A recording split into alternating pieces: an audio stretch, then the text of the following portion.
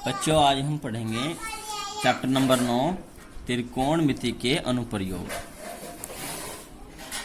इसको हम बोलते हैं ऊंचाई व दूरी। देखो चैप्टर नंबर 9 स्टार्ट करने से पहले हम कुछ एग्जाम्पल लेंगे और उनके आधार पर हम भुजाई ज्ञात करने सीखेंगे। ठीक है बच्चों, तो हम क्वेश्चन नंबर 1 एग्जाम्पल करके लेते हैं। एग्जाम्पल नंबर 1 है, सपोज करो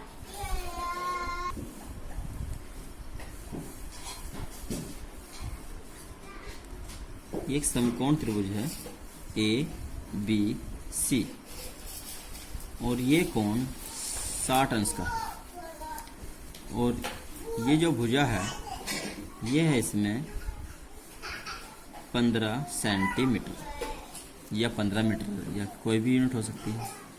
और इसमें हमें कर्ण भुजा ज्ञात करनी है। ये कोण है 60 अंश का, ये भुजा है ए बी 15 और ए सी भुजा में इसमें ज्ञात करनी है। ठीक है, तो हल करेंगे। जब हल करेंगे तो लिखेंगे त्रिभुज ए बी सी में, त्रिभुज ए बी सी में। अब देखो ये तो है आधार भुजा और ये है कर्ण भुजा। इस तरह क्वेश्चनों में हमें 3 त्रिकोणमिति अनुपातों का यूज करना है। नंबर 1 साइन, दूसरा होता है कोस और तीसरा टैन। और आपको याद दिला दें लाल बटे कक्का। देखो यहाँ पे आधार भुजा दी हुई है और कर्ण भुजा ज्ञात करनी है। तो आधार और कर्ण कोस में आए, साइन कोस टैन किस में आएंगे, कोस में। तो यहाँ पे हम लिखेंगे त्रिभुज, अब इसको क्वेश्चन को हल करेंगे। त्रिभुज ए बी सी में कोस वहां लेते थे ए, अब यहाँ पे एंगल हमें मालूम है कितना है, यहाँ ए का एंगल 60, तो कोस 60। कोस क्या होता है, कोस होता है आधार बटे कर्ण, और आधार भुजा कौन सी है यहाँ पे, आधार भुजा है यहाँ पे ए बी और कर्ण भुजा है यहाँ पे ए सी। तो कोस 60, पहले जैसे कि हम क्वेश्चन करते थे पीछे तो ये लिखते थे थीटा, तो कोस sine theta, cos theta, tan theta. ठीक है, तो अब यहाँ पे एंगल हमें मालूम है 60 डिग्री है। तो कोस 60 बराबर आधार बटे कर्ण, आधार है ए बी यानी कि ए बी बटे ए सी। कोस 60 की वैल्यू जो साइन 30 की वैल्यू होती है 1/2 इक्वल ए बी कितना है, ए बी है यहाँ 15, ए सी हमें ज्ञात करना है। क्रॉस मल्टीप्लाई करेंगे, ए सी गुणा 1 में होगी तो ए सी बीच में बराबर, ए सी बराबर 15 दूनी 30, ये है 15 सेंटीमीटर, तो ये हो जाएगा 30 सेंटीमीटर। ठीक है, तो ए सी की वैल्यू कितनी आ गई, 30 सेंटीमीटर। ठीक है, देखो बच्चों इसमें हमें आधार भुजा दी हुई थी और कर्ण भुजा हमने ज्ञात करनी थी, तो इसलिए हमने किसका यूज किया, कोस का। अब हम एक एग्जाम्पल और ले रहे हैं, एग्जाम्पल नंबर 2, जिसमें हमें साइन का यूज करना होगा। सपोज करो हमें एक समकोण त्रिभुज दिया हुआ है, ये हमें बनाना भी पड़ सकता है क्वेश्चन में, वो क्वेश्चन हम आगे सीखेंगे। ये कोण है 90 डिग्री का, ये कर्ण भुजा है, ये आधार और ये लंब, और ये कोण है 45 डिग्री, और ये भुजा दी गई इसमें 10 मान लीजिए 10 आपको ये भुजा दी, 10 सेंटीमीटर भी हो सकता है, 10 मीटर भी हो सकता है यहाँ पर। ठीक है, और आपको इसमें ज्ञात करनी है कर्ण भुजा।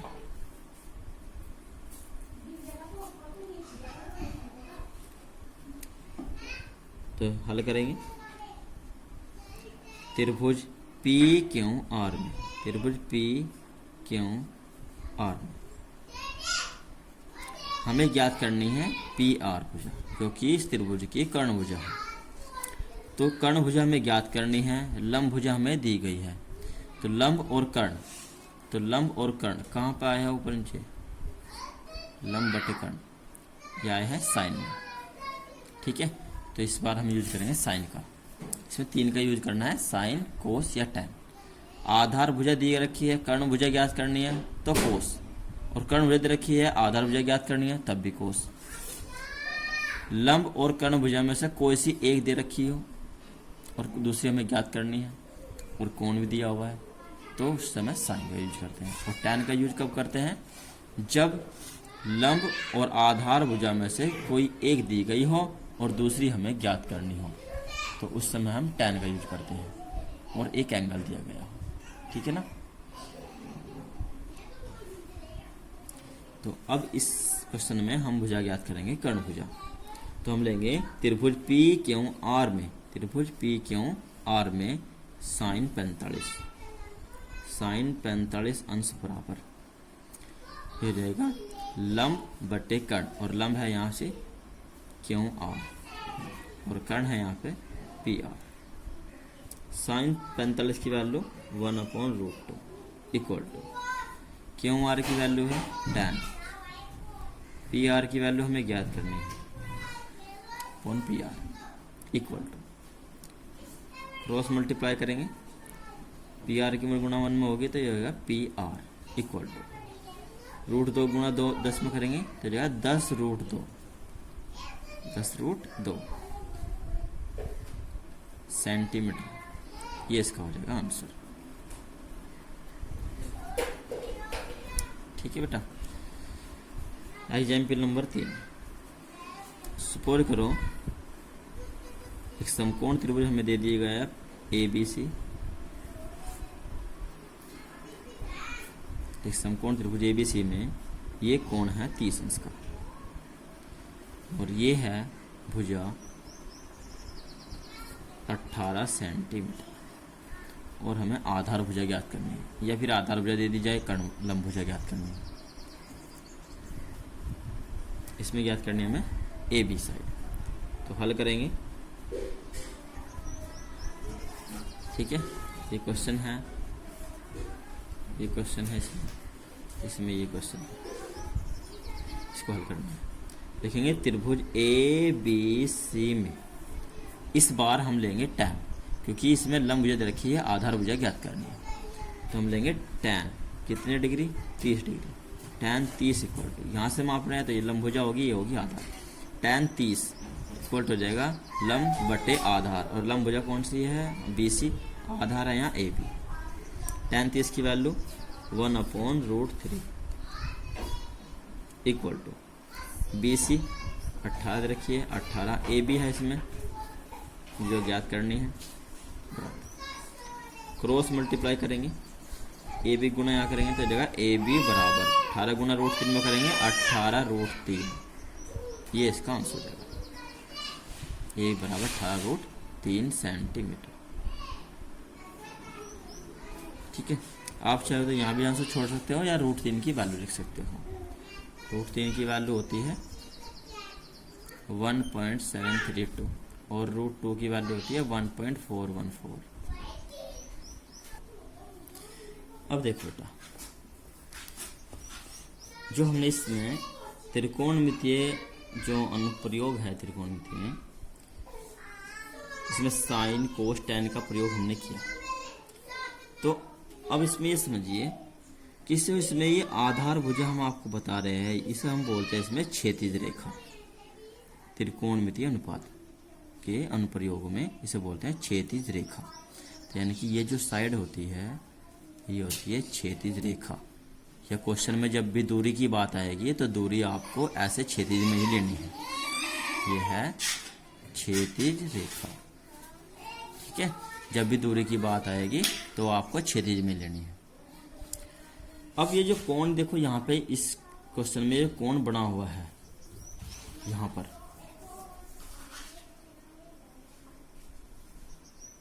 ये हम बोलेंगे इसको दृष्टि रेखा। क्या बोलेंगे इसको? दृष्टि रेखा। ठीक है, ये जो कोण बना हुआ है, जैसे कि यहाँ पे है, ये है, नीचे क्वेश्चन में है, ये जो कोण बने हुए हैं, ये जो कोण है इसको हम बोलते हैं उन्नयन कोण। उन्नयन कोण नीचे से ऊपर को। ठीक है, जब भी सपोज करो हम यहाँ जमीन पर, भूमि पर खड़े हुए हैं और कोई हवाई जहाज जा रहा है ऊपर, उसको देख रहे हैं, ठीक है। तो हमारा जो कोण बनेगा नीचे से ऊपर को, तो वो बनेगा हमारा उन्नयन कोण हमारी आंखों पे। या फिर कोई पतंग उड़ रही है ऊपर, सपोज करो कोई पतंग है जो उड़ रही है और उसको हम यहाँ से देख रहे हैं पतंग को, तो उस पतंग पे जो हमारा आंखों का जो कोण बनेगा आंखों पर, तो वो बनेगा उन्नयन कोण। तो उन्नयन कोण होता है नीचे से ऊपर को। और अवनमन कोण एक होता है अवनमन कोण। अवनमन कोण जो होता है वो होता है ऊपर से नीचे को। सपोज करो कोई हवाई जहाज जा रहा है और हवाई जहाज में बैठा हुआ व्यक्ति नीचे कोई और को देख रहा है, ऐसे क्षैतिज पे। क्षैतिज पे मान लीजिए सपोज करो ये कोई क्षैतिज है, यानी कि भूमि, धरती, और इस पर किसी बिंदु को, यानी कि किसी मकान को मान लीजिए, या किसी बिंदु को मान लीजिए, किसी बिंदु को देख रहा है, तो उसकी आंखों से जो कोण बनेगा, क्योंकि हवाई जहाज की जो क्षैतिज रेखा होगी वो इस साइड में ऐसे होगी, तो यहाँ से जो नीचे को देखेगा वो, तो ये जो कोण है ऊपर से नीचे को, इसके बोलते हैं हम अवनमन कोण। अवनमन कोण। और अवनमन कोण उन्नयन कोण के बराबर होता है, ठीक है।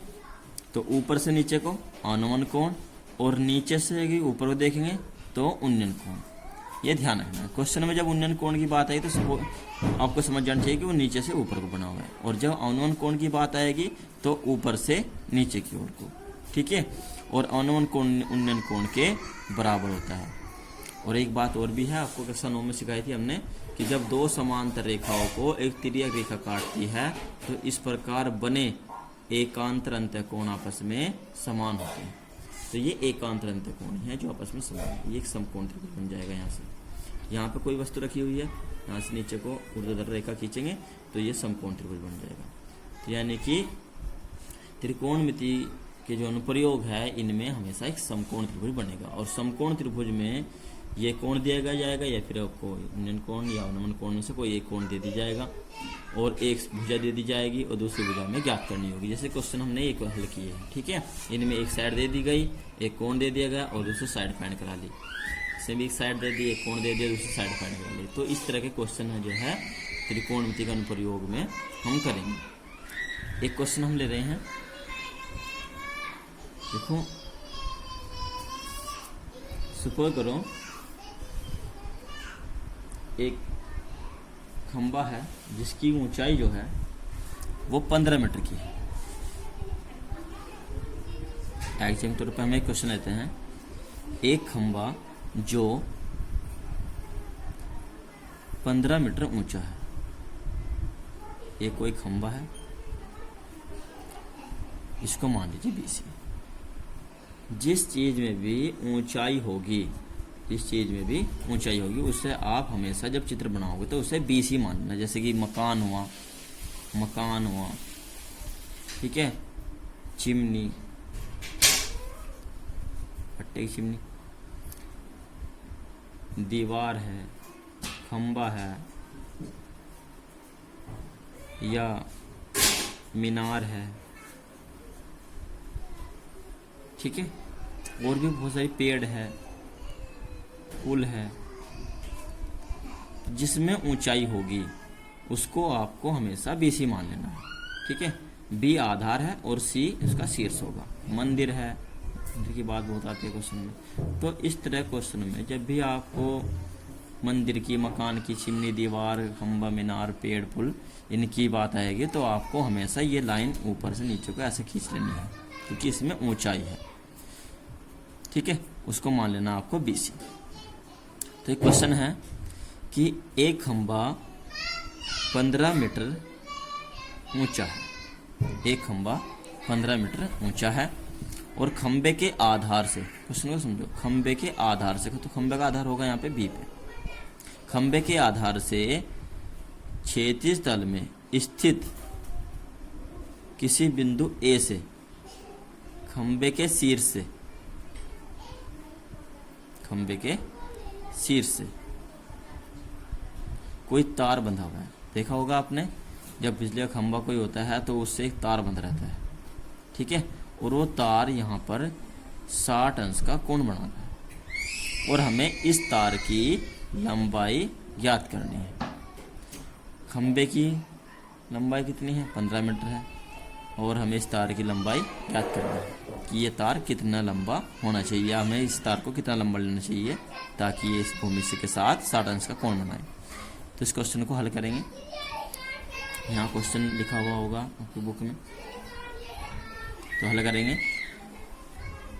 जब हल करोगे तो आपको लिखना पड़ेगा कि माना BC एक खंबा 15 मीटर ऊंचा है। चित्र नहीं देगा, चित्र आपको बनाना पड़ेगा। समकोण त्रिभुज बनेगा इसमें हमेशा, और जिसमें भी चीज में ऊंचाई होगी वो हमेशा BC माननी है। और जब क्षैतिज तल में किसी बिंदु की बात करी जाएगी और दूरी की बात की जाएगी तो उसे मानना है आपको पॉइंट A पर। माना BC एक खंबा है जो 15 मीटर का ऊंचा है तथा तार AC भूमि के साथ, ये भूमि है, क्षैतिज रेखा है, भूमि के साथ 60 अंश का कोण बनाता है।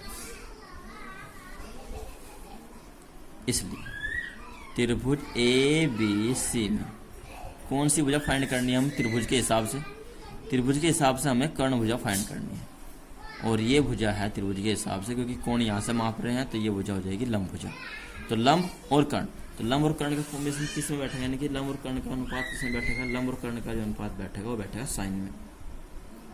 तो इस क्वेश्चन में हम साइन का यूज करेंगे। त्रिभुज ABC में साइन 60 अंश बराबर, साइन होता है लंब बटे कर्ण। लंब भुजा हो जाएगी यहाँ पे BC, कर्ण भुजा हो जाएगी यहाँ पर AC।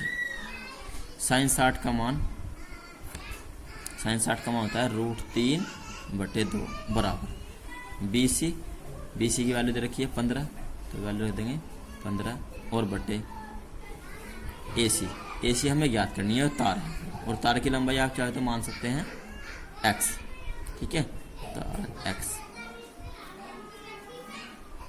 क्रॉस मल्टीप्लाई करेंगे, ये हो जाएगा √3x बराबर 2 की मल्टीप्लाई करेंगे 15 दूनी 30 और x बराबर 30/√3 और 30/√3।